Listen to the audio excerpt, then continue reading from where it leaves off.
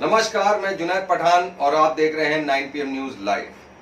आम आदमी पार्टी के राज्यसभा सांसद संजय सिंह ने शुक्रवार यानी 2 मई 2025 को लखनऊ स्थित अपने प्रदेश कार्यालय में प्रेस वार्ता कर जातिगत जनगणना के मुद्दे को लेकर भाजपा सरकार पर जोरदार हमला करते हुए कहा कि भाजपा सरकार ने हमेशा जातिगत जनगणना का विरोध किया है, लेकिन अब भाजपा सरकार द्वारा जातिगत जनगणना की घोषणा के पीछे 2 बड़े कारण हैं। सांसद संजय सिंह के मुताबिक वो 2 कारण क्या है, आइए पहले वही देखते हैं। पिछले 3-4 दिनों से जाति जनगणना को लेके भारतीय जनता पार्टी बहुत उत्साहित है और विपक्ष के भी दल उनके इस फैसले का स्वागत कर रहे हैं। निश्चित रूप से जाति जनगणना होनी चाहिए, इसमें कोई 2 मत नहीं। जाति जनगणना की पैरोकारी हम सब लोग करते हैं, इसमें कहीं 2 मत नहीं। अचानक जाति जनगणना कैसे याद आ गई? इसके पीछे 2 प्रमुख कारण हैं।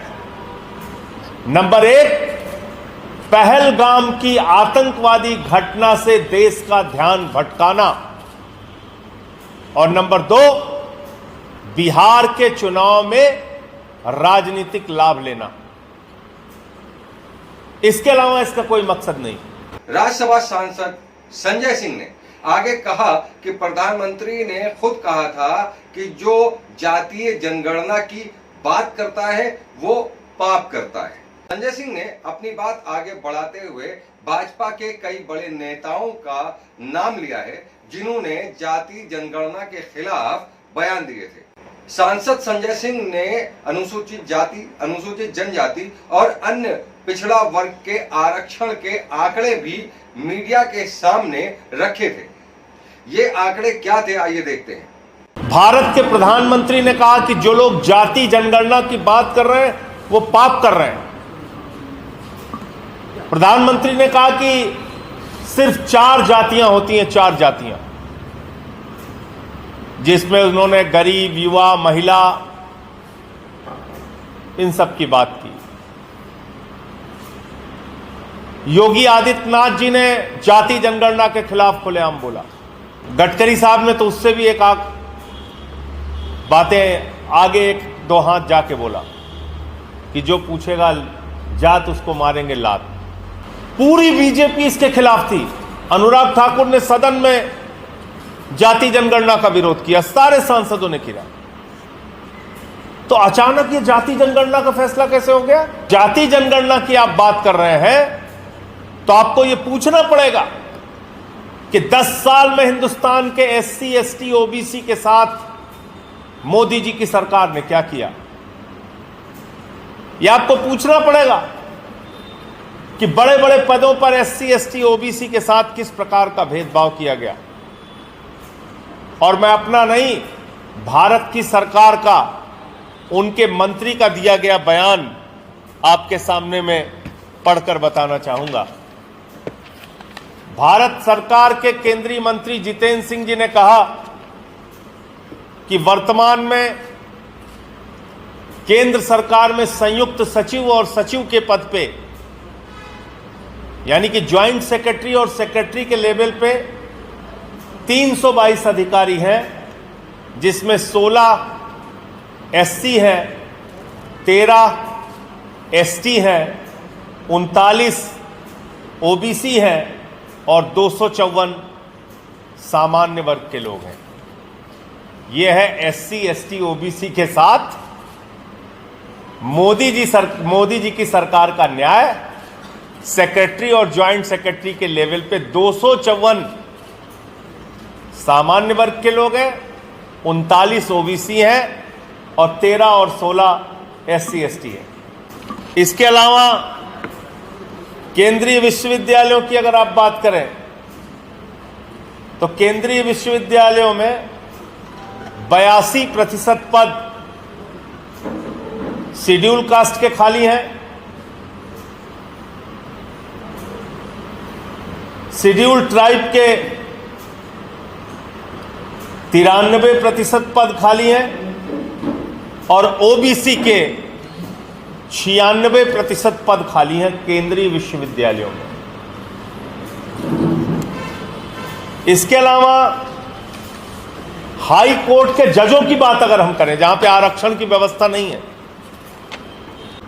जहां सरकार का इतना तो हस्तक्षेप है कि भाई जब आप जजों की नियुक्ति कर रहे हैं तो उसमें कितना प्रतिनिधित्व अलग अलग जातियों को दे रहे हैं, वो सुनेंगे तो आप हैरान हो जाएंगे। मैंने पार्लियामेंट में सवाल पूछा था।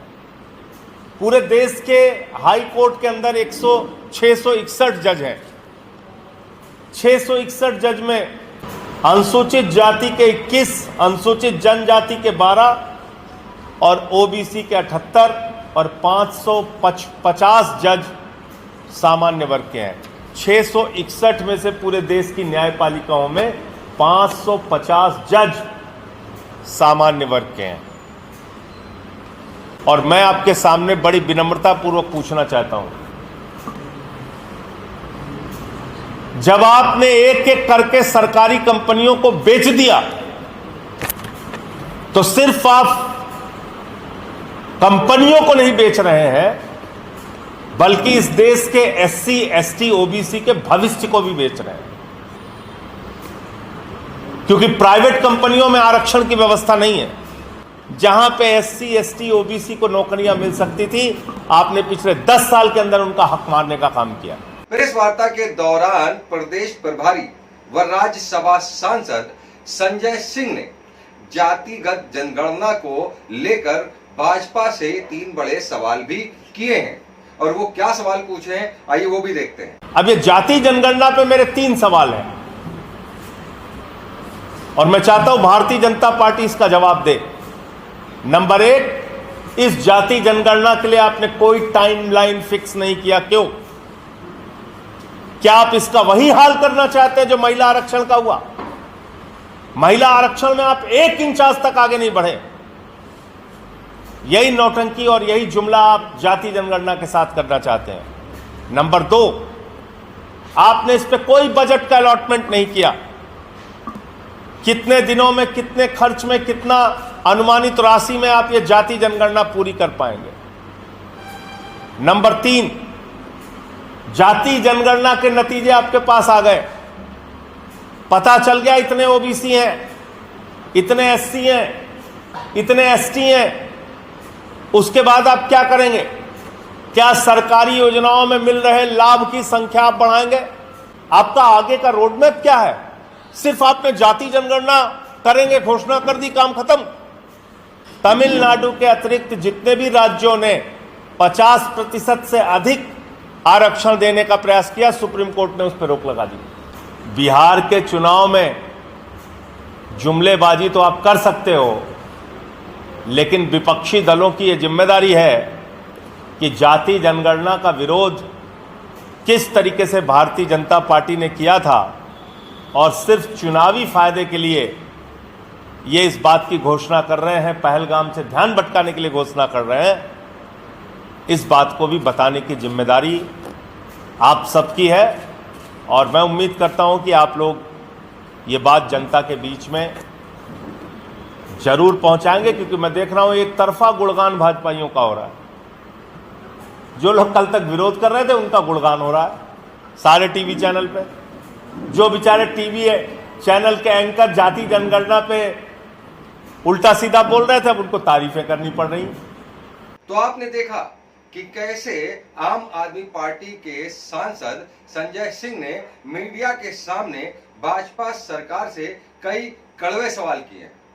उनका सवाल है कि अगर जातिवार आंकड़े आ भी गए तो भाजपा बताए कि इसके बाद वो क्या करने वाली है और क्या कदम उठाएगी। क्या आरक्षण को बढ़ावा दिया जाएगा? ऐसी सच्ची और सटीक खबरों के लिए हमारे चैनल को सब्सक्राइब करें, लाइक करें, शेयर करें और देखते रहें 9 PM न्यूज लाइव। अब जुनैद पठान को इजाजत दीजिए। नमस्कार।